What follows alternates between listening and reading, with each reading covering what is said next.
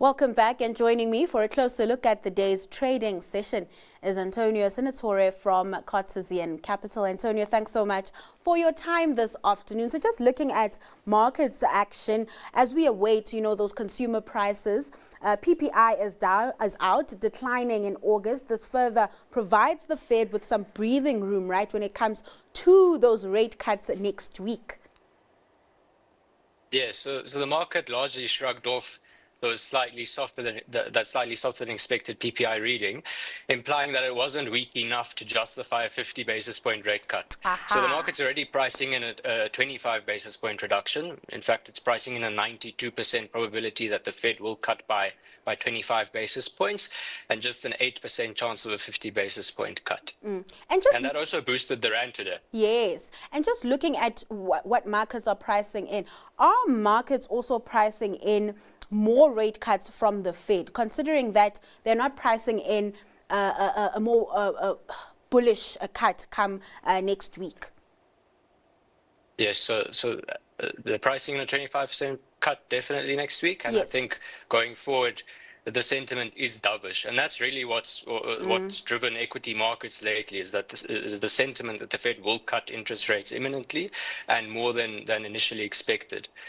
It'll be interesting to see how that plays out on the local front as well, and whether, SARB Governor Lesetja Kganyago will make any changes moving forward. Let's take a look at what's playing out on the company earnings front. Old Mutual posting upbeat numbers, and this partly due to stronger equity markets, particularly in South Africa and Malawi. Do you think that kind of growth in the investments, the wealth and management segments is sustainable, considering how uncertain markets action currently is? Yes, we have seen SA markets quite resilient, but you're never too sure when it comes to markets. Yeah, and something to note in local markets is that it's largely externally driven at the moment. So I must make the point that although the South African market is up strongly, it's about 22% up year to date. It's mainly driven by gold and platinum counters, because gold has always had a big run, and so has platinum. It's benefited from global uncertainty and potentially a move away from the US dollar. Central banks have been buying gold as opposed to dollars, just to diversify away from the Trump situation. But if you remove gold, platinum, Naspers, which has also done very well, the recovery of MTN, because that's also been a recovery story, those actually constitute the bulk of the returns on the JSE index. So if you strip those out, SA Inc., like the Bidvests of the world, haven't necessarily done very well. So the market is very skewed at the moment, and that's partly because the South African economy has been quite weak, with GDP only expected to be around 1% this year. And that also playing out in Old Mutual's Mass and Foundation cluster. Just your take on those numbers. Yeah, so there's three things to note with Old Mutual. So from an operational perspective, I think the numbers came in better than expected in terms of operational earnings. So that was up 16%.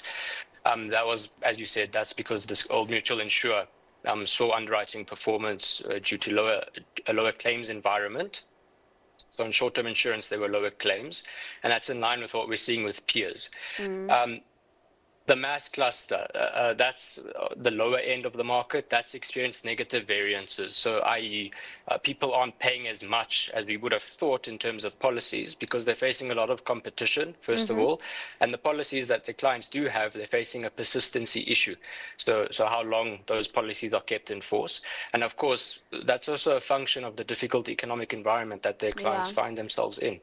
And over in the property sector, Growthpoint managed a 3% increase in distributable income. The group also seems quite upbeat about property fundamentals, Antonio. Would you say that we are actually in a growth phase when it comes to the property sector? I think the property sector as a whole is benefiting from lower interest rates, which still might be reduced as we might see another 25 basis point rate cut from the SARB next week. I think that's it. But they are benefiting from lower interest rates, given that inflation seems to be under control.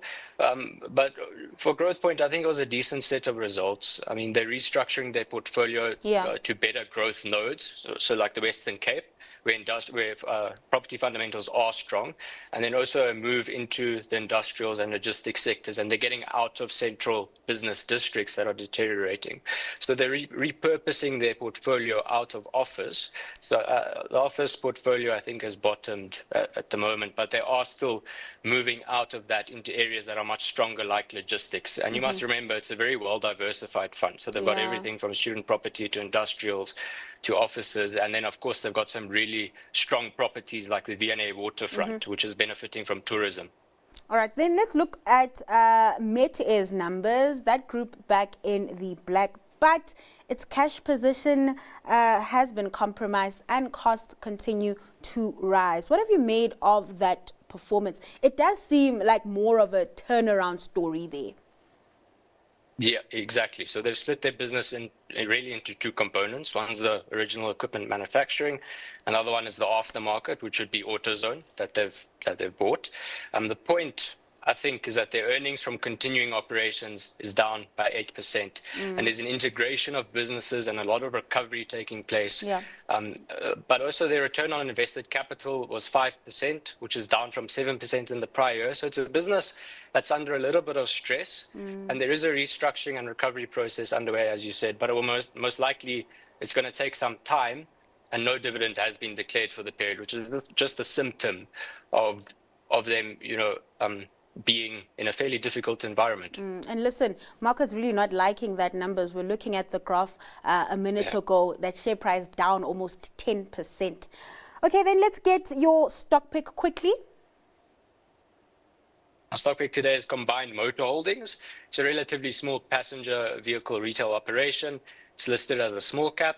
The shares traded pretty flat this year, but results should reflect the improvement we have seen in motor vehicle sales. The company is exposed to a number of vehicle brands, and it's well placed to benefit from brands that do have traction. We've definitely seen the Chinese value proposition taking market share, and more traditional brands like Toyota and Suzuki, they're also trading quite well. New vehicle sales have grown by 19% year on year in August, and that's the highest level since October 2019. Passenger vehicle sales up by 23%. So those strong numbers are driven by the influx of value cars and improving credit conditions, which should support CMH. So CMH, one to look out for. Antonio, thanks so much for your time and taking us through trade this evening. Now that was Antonio Senatore from Cartesian Capital.